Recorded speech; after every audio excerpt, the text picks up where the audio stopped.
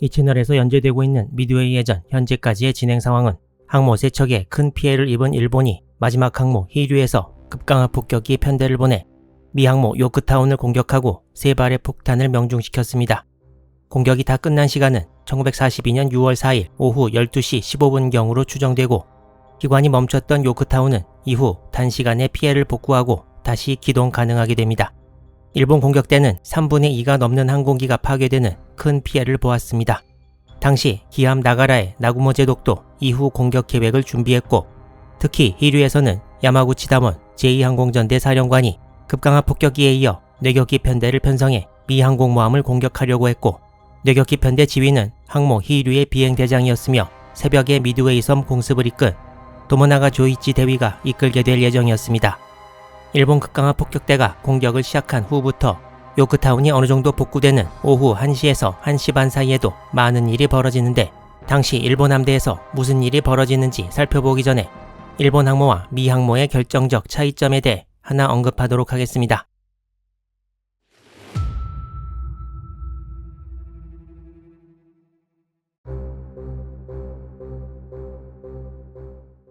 이제 일본 항모와 미국 항모 전부 상대편으로부터 폭격을 받고 피해를 입었습니다.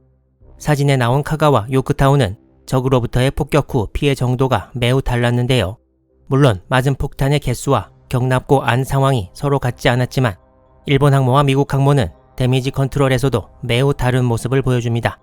주요한 특징 중 하나로 전쟁이 진행되면서 미 항모는 피해 복구를 소수의 전담 인력에게만 맡기는 것이 아니라 함내 모든 인원이 피해 복구 활동에 익숙해지도록 교육을 시키는 방향으로 갔으나 일본 항모에서는 이 작업이 주로 기관부 인원들 그리고 장교와 부사관들에 의해 수행되었다고 합니다.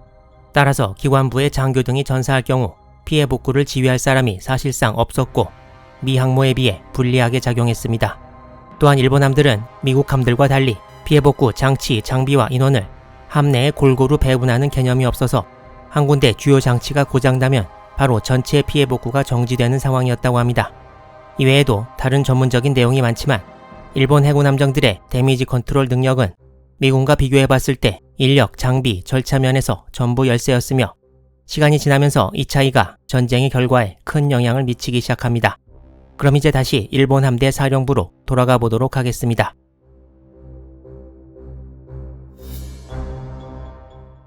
나구모 제독은 이전에 언급한 대로 항모 히류로부터의 미 항모 폭격이 끝난 후 도모나가 뇌격대를 돌입시키고 이후 수상한 부대까지 동원해서 미 항모 부대에 대해 적극 공세를 취하기로 마음먹고 있었습니다. 그런데 고바야시 폭격대가 공격을 마친 지 얼마 되지 않은 12시 20분에 후방의 야마모토 사령장관으로부터 기동부대로 메시지가 도착했습니다. 이전 영상들에서 야마모토 사령장관이 항모 3척 피격 소식을 들은 후 기본적으로 반격 방침을 결정하고 자세한 명령 내용은 다음에 전해드린다고 했는데 지금 오는 메시지가 바로 그 공식 명령입니다. 이 명령은 동시에 작전 진행 중인 북쪽 알류샨 열도의 제2기동부대에도 전해지는데 제2기동부대에는 항모 류조와 준요가 있었고 야마모토는 제2기동부대 신속히 제1기동부대와의 합류를 명령해서 미 항모와의 결전에 항공력을 조금이라도 더 보태려는 시도를 하게 됩니다.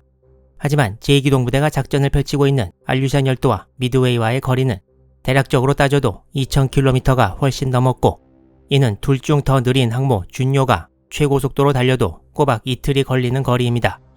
따라서 제2기동부대를 이용하려면 오랜 시간 미 항모를 붙잡아 둬야 한다는 뜻이어서 얼마나 효과 있는 작전이 될지는 의문시되었습니다. 또한 야마모토 제독이 내린 다른 명령들에는 전함 야마토를 비롯한 수상함 주력부대가 기동부대 쪽으로 이동하고 미드웨이 서쪽에서 접근 중이던 육해군 상륙부대는 북서쪽으로 퇴각 그리고 미드웨이 서쪽 곤도 노부타케 제독의 수상함 부대는 북쪽으로 이동해서 앞으로 있을 공격에서 나구모 제독의 부대를 지원하도록 했습니다. 야마모토 사령장관의 명령이 들어온 지 20분 후인 오후 12시 40분 계속 미 항모 근처 해역에 있던 치쿠마 5번 정찰기로부터 또 다른 전문이 도착합니다. 치쿠마 5번기는 순양함 2척과 항모 1척을 포함한 미 항모 부대가 15도 방향 즉 북쪽을 향해 항진하고 있다고 보고했습니다. 다만 이때 치쿠마 5번기는 미군 전투기의 공격을 피해 여기저기 숨어다녀서 위치가 계속 바뀌었을 것으로 생각되고 미군 기록에 이때 당시 미 항모들 위치도 어지럽게 계속 바뀌는 중이어서 치쿠마 5번기가 과연 어느 항모를 목격한 것인지는 확실하지 않습니다.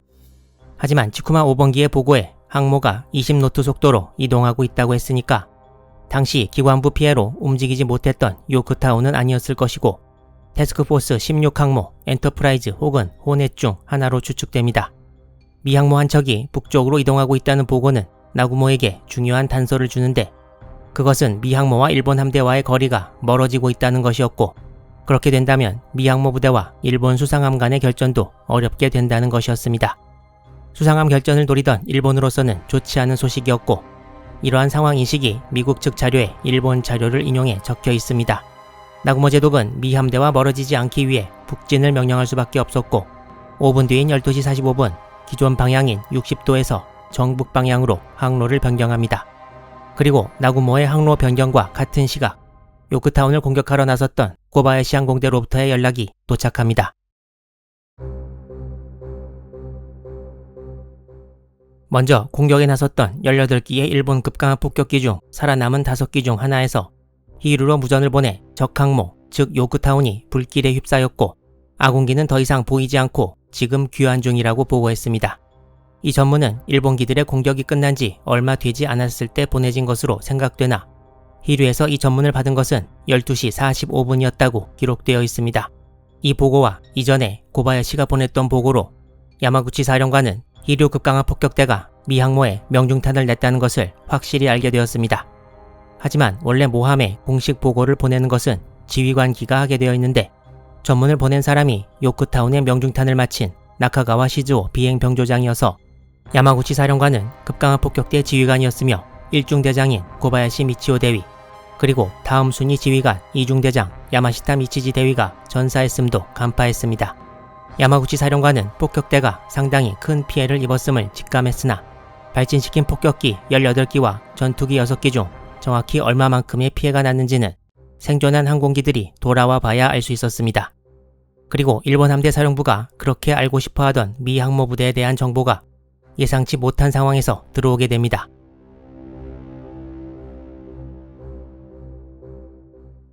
고바야시 항공대에 무전이 도착하고 북쪽으로 항로 변경 명령이 내려진 지 15분 후인 오후 1시에 나구모 제독은 구축함 아라시로부터 보고를 하나 받습니다.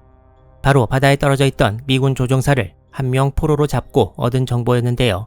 그 주인공은 바로 요크타운 대격대 VT-3 소속이었던 웨슬리 어즈머스 소이였습니다. 요크타운 대격대는 12기가 출격해 10기가 격추당하고 2기가 바다에 불시착했는데 오후 1시 5분경 미 구축함 근방에 불시착한 이 뇌격기를 소개한 바 있습니다. 데버스테이터 뇌격기도 바다에 추락할 때 이렇게 라이프 래프트를 꺼낼 수 있게 되어 있는데 일본군이 어즈머스 소이가 바다에서 헤엄을 치고 있었다고 기록한 것을 보아 라이프 래프트, 소형 구명보트를 제때 꺼내는데 실패한 듯 보입니다. 당시 아라시 함장은 와타나베 야스마사 중좌였는데 미 함대에 관한 정보를 얻어내기 위해 어즈머스 소이에게 가혹한 신문을 가했던 것으로 추정됩니다. 어즈머스 소유로부터 얻은 정보는 아라시가 속해 있던 제4구축대의 사령인 아루가 코사쿠 대좌에게 전달되었고 곧 전함대에 타전되었습니다. 이때 아라시 함상에서 오즈머스 소이에게 어떤 일이 일어나느냐에 대해 종전 후 조사가 진행되었다고 말하는 미국 기록이 있습니다. 그 기록에는 일본군 장교가 오즈머스 소이를 칼로 위협해가면서 조사를 진행했다고 되어 있습니다. 그 정보는 다음과 같았습니다. 먼저 포로 요크타운 탑승원 해군 소위의 말이 왼쪽과 같다고 쓰고 내용이 나오는데 일단 미군 항모는 요크타운 엔터프라이즈 호넷의 3척이고 상당수의 호위함 존재 그리고 요크타운은 다른 항모 2척과 따로 움직이고 있다는 것 추가로 미 항모 부대의 미드웨이 해전 이전 움직임 등이었습니다. 어즈머스 소이는 또한 진주만 기습 당시 피해를 입은 전함들이 침몰한 애리조나 등을 제외하고 진주만에서 수리 중이라는 사실도 얘기했다고 합니다. 어즈머스 소이에게서 나온 항공모함 구성 정보는 정확했고 호위함 숫자도 실제로는 순양함이 8척, 구축함이 15척이어서 비슷했습니다. 하지만 여기에서 일본군으로서 가장 뜻밖의 소식은 역시 사노해 해전에서 침몰시켰다고 생각한 요크타운이 살아서 싸우고 있다는 것이었고 미 항모가 2척이 아니라 3척이라는 점도 좋지 않은 소식임에는 마찬가지였습니다.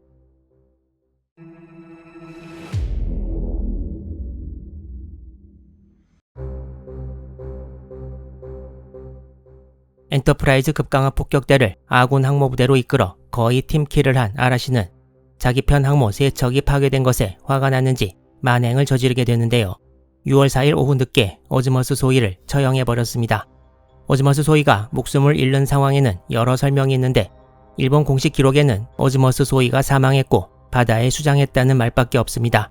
또한 다른 일본 기록을 봤을 것으로 생각되는 미국 자료에 따르면 와타나베 함장의 명령으로 함에서 목숨을 잃은 후 시신을 함 밖으로 던졌다고도 하고 조금 전에 말씀드린 종전 후 조사를 인용한 기록에 따르면 오즈머스 소위가 살아있는 채로 함 밖으로 던져졌다고도 합니다. 일본어 위키피디아 미드웨이 해전 엔트리에도 이 사건에 관한 언급이 나오는데 병의 독단으로 인해 일어난 일이라고 하고 있습니다. 그러니까 함장은 그런 명령을 안 내렸는데 병이 독단적으로 저지른 사건이라는 말이고 그 출처가 전함 야마토 최후의 함장이라는 책이라고 되어 있습니다. 그리고 당시 제4구축대 사령 아루가 코사쿠가 바로 야마토 최후의 함장이었는데요. 책 제목을 볼 때 그냥 침략행위와 전범들을 찬양하는 내용인 것 같고 오즈머스 소위에 대한 이야기가 문제가 될 소지가 보이자 와타나베 함장과 직속 상관인 아루가를 보호하려고 쓴 이야기가 아닌가 생각됩니다. 사실 함장의 명령 없이 장교도 아니고 병이 포로를 처분했다는 걸 믿기는 힘듭니다. 와타나베 함장은 미드웨이 해전 이후 대좌로 진급해 구축함 사령을 지내다가 1943년 12월 탑승하고 있던 구축함 누마카제가 미 잠수함의 어뢰를 맞아 오키나와 근해에서 침몰해 전사합니다. 아마 종전까지 살아남았다면 분명히 재판을 받고 합당한 벌을 받았을 것입니다. 아루가 코사쿠 대좌는 야마토의 마지막 함장이 되어 야마토가 침몰한 1945년 4월 7일 전사했습니다. 오즈머스 소위로부터 나온 정보를 들은 나구모 제독은 생각이 복잡해졌습니다. 비록 히류 급강한 폭격대의 공격을 받고 미 항모 한 척이 피해를 입었지만 피해가 경미한지 심각한지 알 수 있는 방법이 없었고 피해를 입지 않은 미 항모 2척이 추가로 돌아다니고 있다는 사실이 밝혀져서 남은 히류 한 척의 항공 전력으로 미 항모들을 상대할 수 없다는 것이 명백해졌습니다.